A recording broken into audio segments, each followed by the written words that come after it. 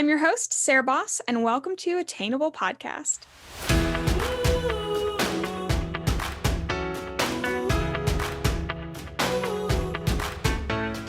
Hi guys, and welcome to the Attainable Podcast. Welcome back. If you're not new here, welcome. If you are new here, my name is Sarah Baus. I'm your host, and today I have a very special guest. I've been trying to get her on the podcast for months, and we're finally getting her on. So welcome, Hana Eltjes. Thank you for having me. So before we get started, can you give a little synopsis about who you are before we dive into the questions that I've had prepared for way too long? Yes. Okay, so I'm Hana Eltjes. I'm a junior at Iowa State University, and I live in Ames, Iowa right now. I just studied abroad in Rome, Italy, which is why it took so long for me to finally get on here. But so I'm studying interior design, and they do a broad program in Rome, Italy. And I just went there, finally getting back, starting the semester back in the US again. I am an intern at a residential firm right now in Des Moines. And I kind of do social media on the side just for like a fun thing, something creative for me to do. So yeah. Yeah, there's a synopsis, and we're going to get into all of that because when I first discovered you, and I believe I just saw like a beautiful picture, and I was like, oh, she's an influencer. Like, great, another one on Instagram. Loved your fashion, loved your style, loved your personality. I was like, great, follow. Later, found out that you study interior design, and it's always funny to me when I see these accounts, and I'm like, I'm so sorry, this isn't like your full-time job. Like, you also do a whole nother thing. How do you balance everything in life? So can you, how does that fit into your future goals? Like, do you want to do influencing in the future? Are you, how does everything kind of mesh together with all of your interests? So I didn't really intend all of it to mesh together. When I started adding things on, I just started doing things that made me feel creative, that I found interest in. I've always been interested in interior design, things that look beautiful, appealing, stuff like that. So I feel like it all kind of works together in a way. Like social media, people put up the prettiest views, stuff like that. Interior design, you want spaces to work together, things to be beautiful, to make you feel a certain way, same as social media. So I don't know if it will mesh together in the future, but maybe someday my own residential firm can somehow combine all of them. Yeah, no, that's so true. And the way that your feed is put together, it's very clear that you have an eye that I don't know if that can be taught. I'm like, what class do I sign up for? Because it's gorgeous. And I love to hear people who kind of do multiple things. I am multi-interested, so I don't like being put in a box. So I love when I hear people that are saying, yeah, I have all these interests and I do all of these things, and hopefully, they can make money from all those things or not, if that's their choice, whatever. What are your future goals for your career, both influencing, if that's part of it, and your interior design? So I would say I've always had a future goal of graduating with interior design degree, possibly mastering in it. Then I would probably do 5 or more years at a firm working for them, maybe start my own residential firm, kind of see where that takes me. I don't really know for sure. And social media wise, I never started it intending on, okay, this is going to be my career. It was more just I have always loved taking pictures. People in high school knew Hana loves taking pictures. So I just kind of went with that more. So in the future, if it entails for me to keep doing it and I keep finding interest, then I will keep doing that.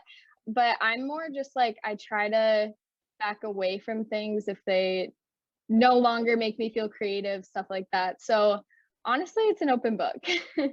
I love that. I love that approach. I love that lack of pressure. Was there a moment when you said, okay, I'm going to quote, take my social media seriously, or was it very organic?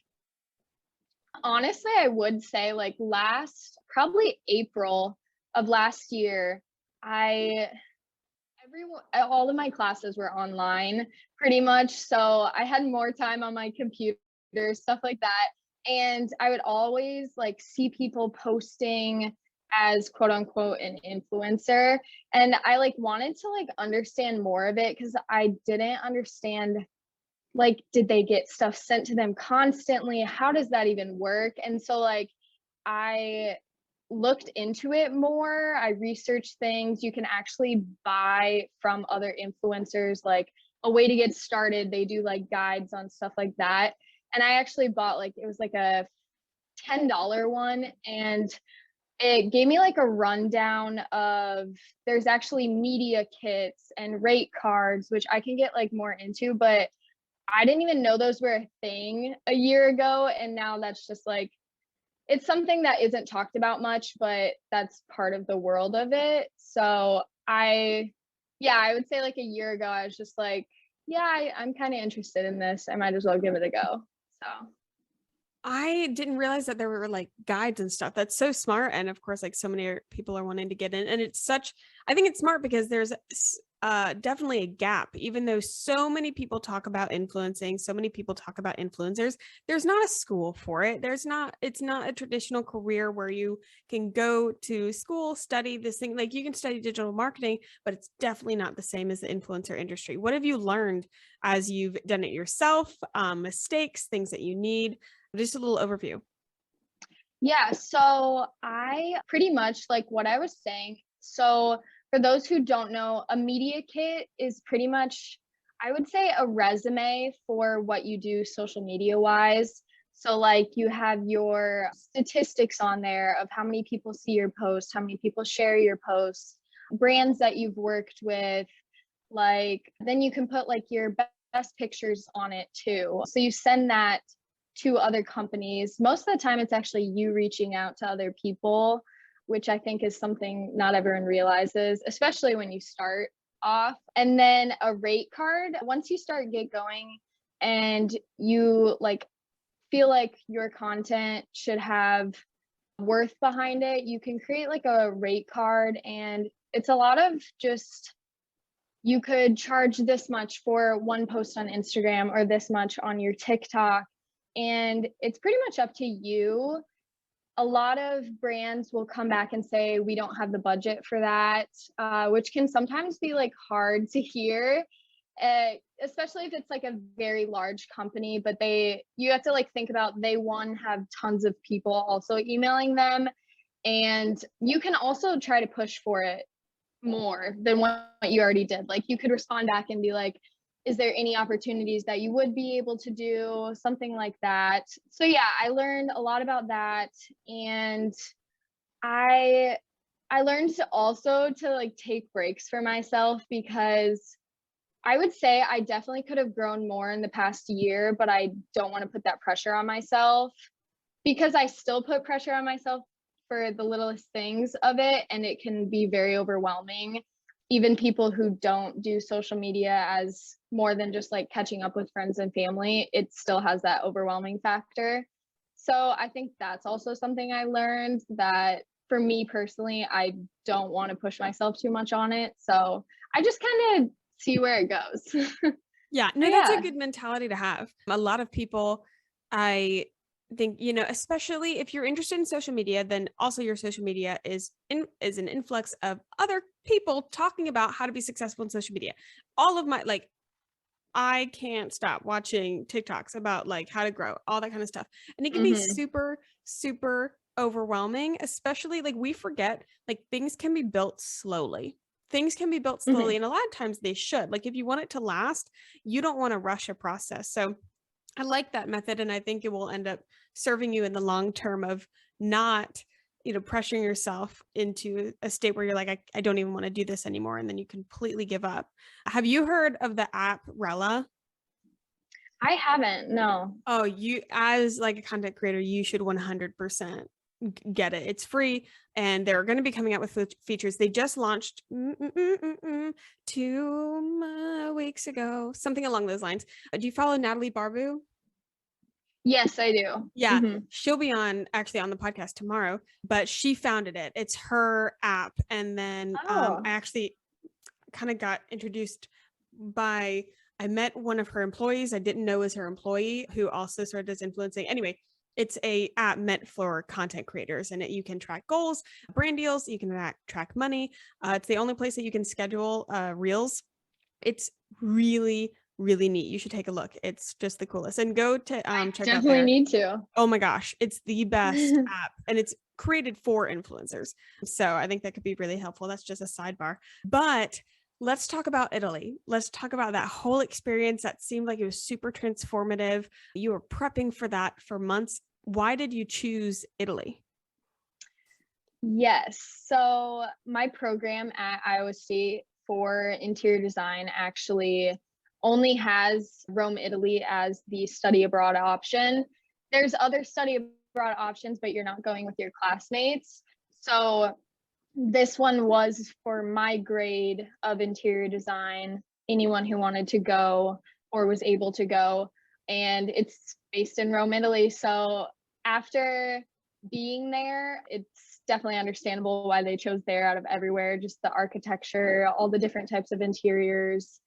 So yeah, that is why I chose Italy. I loved Italy. I loved Rome when I went. I was so surprised at how clean the city was. I expected, or I mean, it's still a big city, but it just seemed immaculate. And for a city that's so famous, I expected it to kind of be like New York, but older, where there's like crap everywhere. And I was like, even their trash cans are like pretty. I did notice on that note, just because I was there for so long, I was in like most areas of Rome. So I lived in an actual like Italian neighborhood, my apartment was. And I was surprised the difference between like those areas and the more tourist areas. Because when you get more into the real life areas, they actually do get less clean, more city like for sure, which is expected of such a large city. But yeah, it is crazy just the division of like over here spotless, unbelievable monuments. It's crazy. Yeah. Did you have any challenges like going there? Were you nervous? Were there things that you didn't expect? Well, I mean, you were there for how many months? I was there for 3 months and it was supposed to be four for the full semester, but because of COVID, they were worried about us being there the full 4 months. There was a lot of paperwork to do. So they shortened it to September through December of 2021. And I am very glad it was 3 months. I couldn't have probably done four. I think I like for the longest time was like, I'm not nervous at all. Like, and then a couple weeks before it kind of kicked in, oh my gosh, I'm going to Italy. So it was very sad leaving for sure, because most of the people I was going with, I didn't really know because we had been online for so long. So I didn't even know my classmates that I was going with really. So I was leaving all of my favorite people, the comfort of home. So that was definitely a challenge before leaving, but there were definitely a couple while being there. Also, I didn't know if you wanted me to touch in on those. Yeah. Any stories or anything that you didn't expect or? Okay, so I would say definitely you always hear people say, like, when you're going to school, study abroad, like they're kind of more lax on you so that you can travel, see things. I actually had the opposite experience. School was very, very challenging. I don't think I've ever done so much school from the moment I woke up to the moment I go to sleep, like ever. Our teachers were like really hard on us, but it was all in a good way. They were just like, you're in one of the best places ever. We had adorable Italian teachers. And so they had like very high expectations. They're just surrounded by such like great architecture interior that they're able to take it more seriously than us here in a different ways. So that was definitely a challenge. It might have seemed like on my Instagram and everything that like, oh, I was here, I was there, which I was, but I was taking a picture quickly here for 1 minute and then running to go to another class here. So that was definitely something I had no idea was going to be like that, but it all worked out. Yeah. Yeah, that's interesting to hear. Yes, because from your Instagram, of course, we know Instagram's a highlight reel, and especially when somebody's traveling. I've heard a lot of people say that when they've gone to study abroad, when they've gone on these trips, which I think definitely used to be more popular before COVID for influencers to go on these trips, do a lot more travel content. But I always hear like their following grew a lot. Did you see a change in your following based on your Italy content? Yes. So I would say, I feel like I probably grew a couple thousand within like a 1 week just because of a TikTok that went viral. So it's obviously much easier to go viral in a place like Italy than Iowa, where I'm staring out at snow right now. So that definitely had an aspect in it. And it's kind of funny because a majority of my followers now are from Europe just because I was there for so long and it showed up on their algorithms much more. So that's pretty cool. But yeah, I definitely grew much more being there. I also was in more of like a creative headspace just because it was all new to me. So there's that also. But one of the big things I was not expecting was I knew I was going into it with me living with 7 other girls in a little apartment. And I got there and it was much smaller than I had expected for one. And then when all the other girls started piling in, it just felt even smaller. So I was in the little area of Trastevere in Rome, Italy, and we had 4 bedrooms. And they also typically there get like groceries almost every day.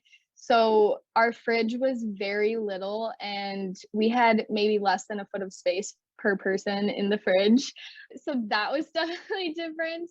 And they also don't use dryers there, which I had known going into it, but that's definitely something different that you have to plan for. Like, especially when it started getting colder and we were wearing heavier clothes, I would have to plan for like 3 to 4 days for something to dry just so I could wear it again. Obviously, not that big of a deal, but it's something that you don't even think of until you have to start doing it every day. Oh, wow. The 3 to 4 days kills Yeah. me.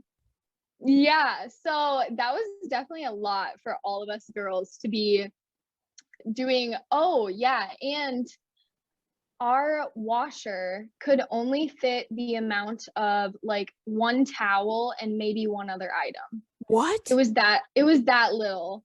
So we would have 8 girls trying to do laundry all week and you would only be able to you'd have to do laundry every single day. Like whatever you just wore that day, if you want to wash it, you only wash that. So that was something I was very shocked about. I don't think all washers are that small there, but they're definitely smaller than what we're used to in the US. So there was all of that, little things that you just don't even think of. And then 8 girls, a little apartment, you don't really have alone time. You study together, you eat together, you go to class together, and you travel together, which with anyone can be a lot of time with the same people. And as much as I'm like out there on social media and everything, I actually like love alone I time. was going to say, if you're an Uh, introvert, that is a nightmare. yes. And I would say honestly, over the years, I've become more introverted, which I feel like has like a bad connotation almost to No, it. yeah. But I feel like also with COVID and everything, people have just started becoming like that. But especially like even if you aren't introverted, the most extroverted person living with 7 other people, it can be a lot for sure. So that was definitely a challenge because we would also have the exact same class schedule. So we would walk to class together, we would walk home from class together, we would be going on the exact same trips together. So you weren't even in the apartment unless the other 7 people are, because otherwise you'd be in class. So we would have to like plan out our meals, who's going to eat right when we get home, who's going to go out on the balcony so that people can sit in the hallway, because we didn't have a living room. We actually just had like the corridors between bedrooms and then our kitchen. So people would sit like right outside their bedroom door if they wanted like a quote unquote living room area. So Oh it my was gosh. crazy. Yeah. So Instagram definitely did not show that, which again is like, that's why I love podcasts like this or just like YouTube or behind the scene type stuff, because most people would not know any of that, which is kind of fun. But yeah. Yeah, that's absolutely. Yeah, I agree with you. I love podcasts. I like hearing the in-depth, and I like when I'm curious about somebody on the internet. Like, the good thing about having a podcast, I can invite them on. I'm like, I have some questions. How do you live your life? What were Yeah. the challenges? Obviously, like, had questions for you. Wait, she's in interior design, and she also has this eye for social media, and like, what's going on? So I love learning about people, and I agree. You don't know the full picture ever, really. But it's funny you talk about like the groceries every day. I read a book and I was trying to find, I was looking it up, but I can't remember. It's upstairs on my dresser. And it was talking about Italian living and this woman who she lived in England and then went and lived in Italy after like basically a midlife crisis. And yeah, it was just talking about like the Italian way of life and her, like by the end of it, she was like almost like medicine. She was taking like 3 tablespoons of olive oil in the morning and at night. And like it was a whole thing. It's actually a really good read because they have such a different perspective on like how you live your life and what you do with your time and how you work, which I always thought that was really interesting, how you eat.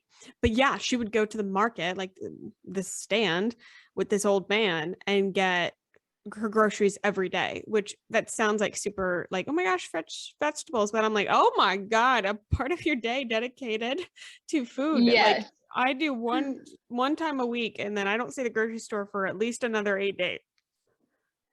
Yeah, mine was pretty much every day I came home from class. So my classes were in like a small apartment studio pretty much for like 40 of us that were studying abroad. And it was like a 35-40 minute walk from my apartment every day, which the weather was beautiful.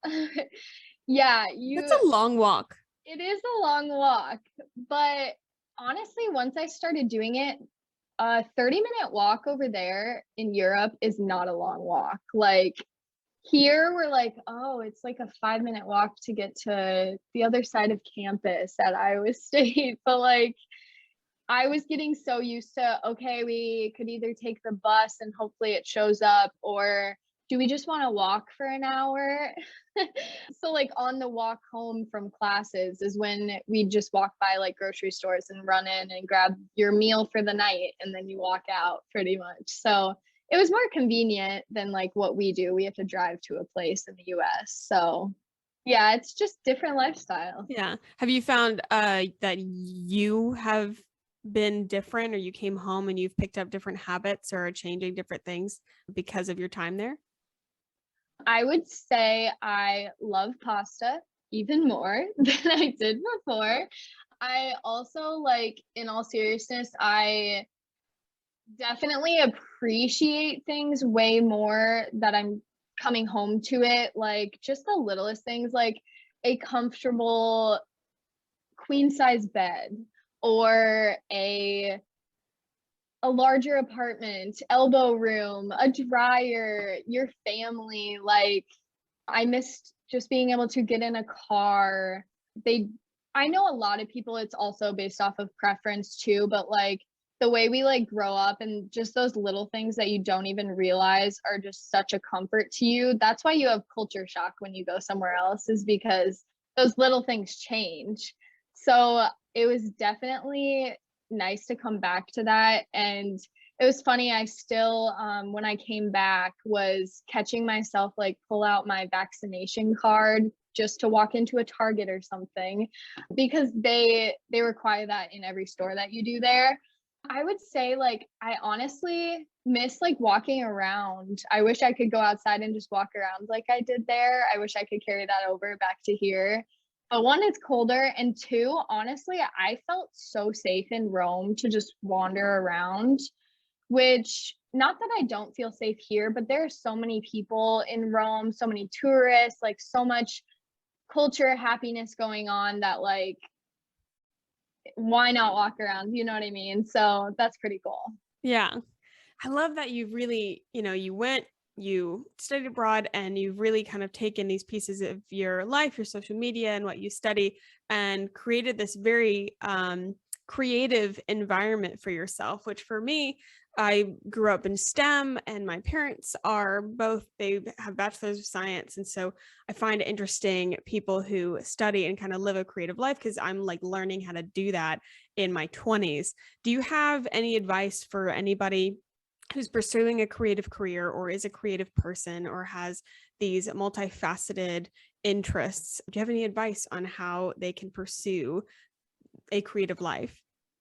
Yeah. So honestly, if there's like something you find passion in, it doesn't hurt to at least like dip your toes in it. Like, even if you're just like somewhat intrigued by it, like kind of go for it. I had lots of people last year saying, Hannah, why do you post so much of yourself all of a sudden? What's happening? Why are you acting like an influencer? And then when I started growing and creating like stuff that even if they thought it was weird, it was still great content, then they were starting to say, wow, your stuff is amazing. How are you growing so quickly? This is so cool. So I feel like chances are anything that people may judge you for is like something worth like trying to go for. As scary as that is, like I need to tell myself that more too. But like it's gonna teach you something. And honestly, it was kind of nice to then have those same people be like, whoa, Hannah, that's really cool. And I was like, I know it, to me, it's been cool this whole time. But also, like, there are going to be, let's say you start influencing and want to go for that. There will be times when it's kind of frustrating, obviously. I had a TikTok do well in Italy, like I had mentioned. And it was kind of frustrating. This kind of goes back to like one of the challenges that I didn't like expect I was facing. But lots of people, not, I wouldn't say lots, but some people would comment saying like, wow, she only can do this because she has a lot of time or a lot of money. And backstory on the TikTok, it was like a mix of lots of clips of different videos I took in the first month, and I captioned it 1 month since I moved to Italy. And obviously it was meant to look epic. And it was kind of frustrating for people to say like, I was able to do that only because I had free time or this or that. So people are always going to assume something, and there's always going to be more background to it. Whether you're starting a hobby just because it makes you happy, no one's going to know the backstory of why it makes you happy. No one knows the backstory of social media. So I would say like if there's any interest or any part of you that like might be happy from it, to just kind of go for it, because you don't know what it'll turn into, honestly. Yeah. Oh, I love that. If people want to follow you, follow your journey, where are all the places that they can find you? You can do TikTok, Instagram, Pinterest, and YouTube. I just started YouTube also, and they're all at Hana Eltjes. That's just HANAELTJES. Kind of a difficult one, but yeah, they're all the same. So you can find me there. We'll have everything linked. And yes, don't like turn a blind eye to her Pinterest. Her Pinterest is a full mood. It is gorgeous. If you're in an aesthetic kind of mood, you need to go check it out. Go check her out, guys. I hope you enjoyed this episode. I hope it was inspiring for you, especially for those of you that are like me and just curious about creative lives. I hope you found this interesting. If you enjoyed this episode, please go share on your stories, go share it on social media, go share it with your friends. All that helps the podcast grow. And yeah, it's just the more friends we can gather around us, the better. Go on Apple Podcasts if you're listening on Apple Podcasts and leave a review, 5 stars, preferably, because we're friends. And then if you're on Spotify, you can also rate the podcast and give us 5 stars again, because we're friends and that's what friends do. And I hope you guys enjoyed. Have a wonderful week, and I'll see you guys next time. Bye. Thank you.